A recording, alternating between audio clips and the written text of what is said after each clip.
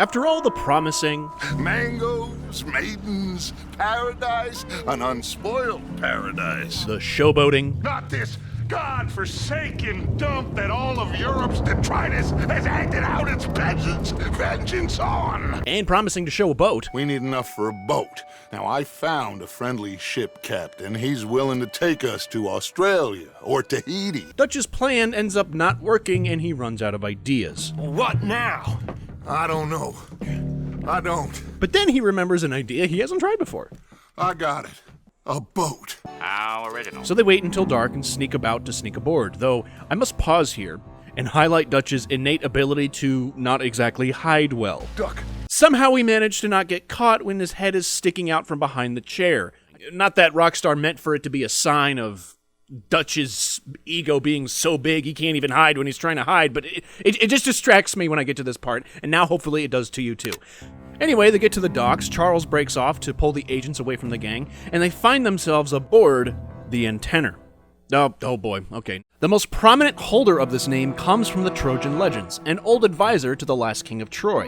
Antenor is described as a tall, crafty storyteller whose house was spared from the atrocities of the foals of the Trojan horse because of his advocacy for peace and for the return of the abducted Helen back to Greece. Although some accounts claim it wasn't the Greeks that sneaked out and opened the gates for everybody, but rather Antenor was the one who opened the gates, and thus ending the Trojan War as a traitor.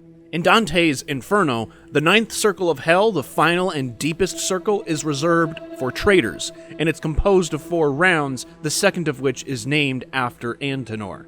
So my best guess is that this ship is foreshadowing a betrayal so titanic that it leads to the immediate end of this epic conflict. Still, getting ahead of ourselves, it's time to get wrecked. Shipwrecked, that is, as a powerful storm stops by to sink the ship and separate Arthur from the other gang members able to swim. He awakes on a tropical island and roams the beach until we hit the chapter card and discover where nature has marooned us.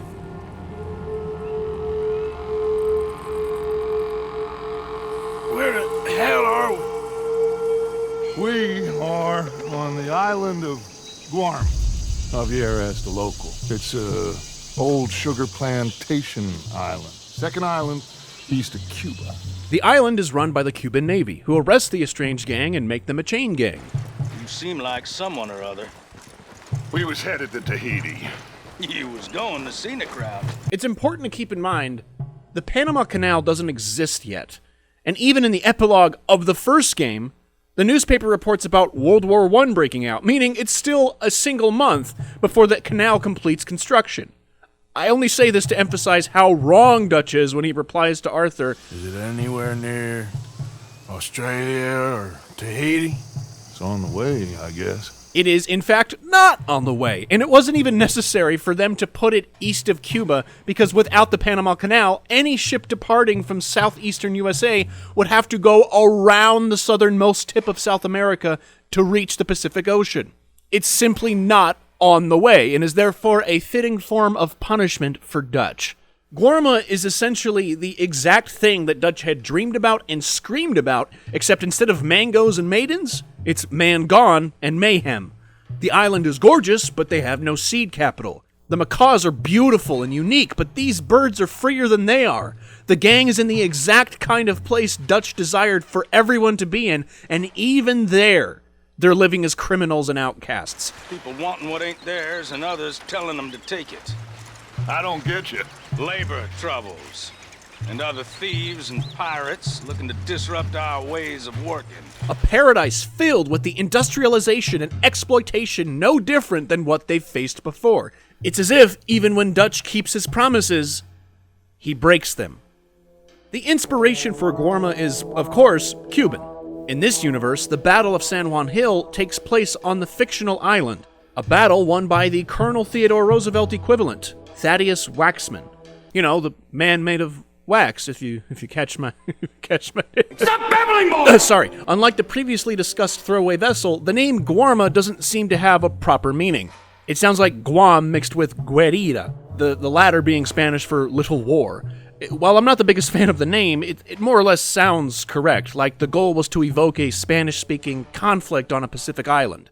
That little war, by the way, kind of the whole reason we're on Guarma, is subject to disapproval among some players. Bit weird, wasn't it?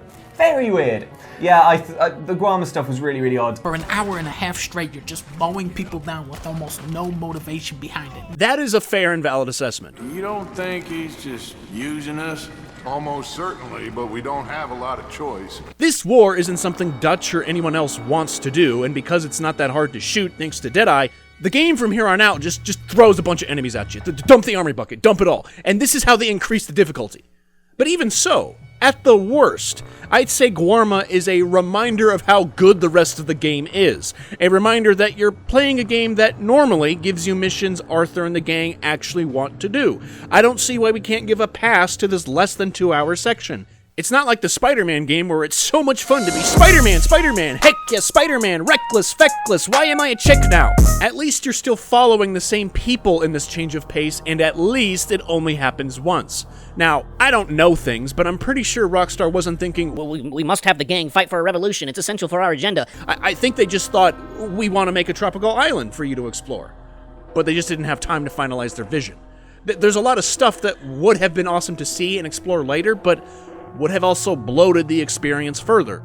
Better for this out-of-place shakeup to be shorter than to be long and unsatisfying, kind of like the entirety of the first game. Besides, there is significant depth behind this compulsion-driven part of the plot, because after Dutch fails and sails away, he's not in control anymore, even on the kind of tropical paradise he wanted. It doesn't bother me as a player to be forced to fight in this conflict. It's brief, the animals are nice additions to the journal, you get to do some cool stuff with cannons, and you get to see a necessary transition for Dutch's deeper descent and Arthur's evolving estrangement. A bunch of penniless fugitives on some Caribbean dump, sneaking through caves while 2 of our best men got shot back home. How could I doubt you, Dutch? You got no idea, Arthur. No idea at all. I will do whatever it takes for us to survive. I guess that's what I'm afraid of. Dutch? What are you doing? Jesus. Easy, Dutch. You keep killing folk, Dutch. I am just trying to make sure that some of us survive, Arthur. Are you gonna strangle me next? I'm doing the best I can. If it's beautiful, decent fun, and thematically powerful, then what's the actual inexcusable problem with Guarma? You couldn't shave or cut your hair, and your carefully cultivated look was all wrong. Oop, crap, he's right. 2 out of 10. The worst I can say about Guarma is that it's underdeveloped, but despite that, it still gives us a greater picture of who these men are and how they're managing.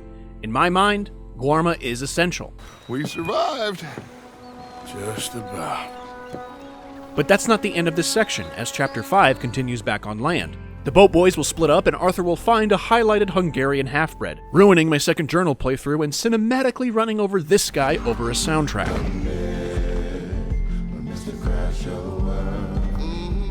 Arthur returns to Shady Belle with it looking exactly the same as when he arrived with John. He finds a letter addressed to Tacitus Kilgore, and he sneaks away from the arriving Pinkertons to find where Sadie Adler had led the gang to. We've gone to visit relatives in Lakay, a small village just north of Saint Denis. It's buggy and muggy, but apparently neither is too bad at this time of year. The small village is even swampier than Shady Belle, its buildings more dilapidated, and its functionality as a tangible base even more laughable. They don't even have the necessary room for their tents. The greatest irony of this place is in the name. Lakay is Haitian Creole for home. So maybe at one point in time, this village, disconnected from the big city sitting right there, was a good refuge and a decent place to literally call home. The swamp is a great place for food, and it's not too far from the other supplies they need, so it's not clear why Lakay couldn't have carried on like LeGras had in the same waters. Maybe the residents moved on to live better lives. Maybe they died off. Maybe killed by the Night Folk, or maybe they became the Night Folk, as evidenced by the voodoo artifacts lying around. And what remains of Lakay's original occupants are nothing more than a group of killers who have lost their souls. Or maybe my speculation is merely based on what happens to the gang. Who knows? All I do know is that Lakay's many nooks and crannies are now filled with many crooks and nannies, and the time spent at Lakay is less time than Uncle's average nap. Hey, old man, wake up. While the other members not involved in the bank robbery may have spent a couple of weeks at this nigh uninhabitable site, Tacitus and the other cousins only spend about 3 days at the very most.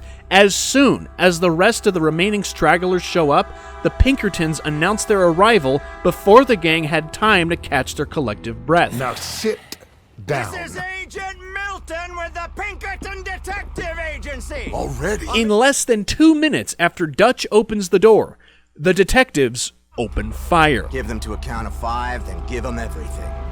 Actually, let them have it. Sadie and Arthur crawl out and around to flank the agents, and Bill joins the fighting once they stop the frontal assault. And yes, I am firing this Gatling gun at full burst. It's a Gatling gun. I'm not doing the dumb gold medal objectives if they make my gameplay objectively dumber. Thank you. After they win this fight, Dutch announces their time limit. Clearly, we need to leave. It'll take them some time to regroup. We need a couple of days. Abigail reminds us of the other boy she lost. Hey, Arthur, they got John. Okay. What are you gonna do about John, Dutch? And now Arthur is faced with a choice to either first move camp or first investigate springing John out of prison. At this point, I had always gone towards Saint Denis first, since the mission and the other thing in that direction are officially considered part of Chapter 5. However, for this mega-analysis, as well as the perfect journal playthrough, I've chosen this time to approach Dutch first. To me, it makes more sense in this context to find a new camp as soon as possible, especially after the one camp interaction Lakay has. How you coming along there? I'm moving as fast as possible. Well, good. All of you, hurry this along. We need to go. Do you want those men to come back? Morning, Arthur. So before we transition to Chapter 6, let's recap the 2 camps of Chapter 5. Guarma is the tropical paradise for few and military-industrial hellhole for others, mirroring the ultimate goal for the gang's efforts, and yet being the most eastward location and the furthest away from Blackwater. Back on the regular map, Lakay is found up north, surrounded by swamp and mere yards away from cultic symbols and hangings. The gang was being protected by the taboo of Lakay. No one would approach out of fear, except for the enemy who's unafraid of such treachery. How do you counter that enemy? For the Vanderlyn gang, the answer was to settle somewhere even more treacherous.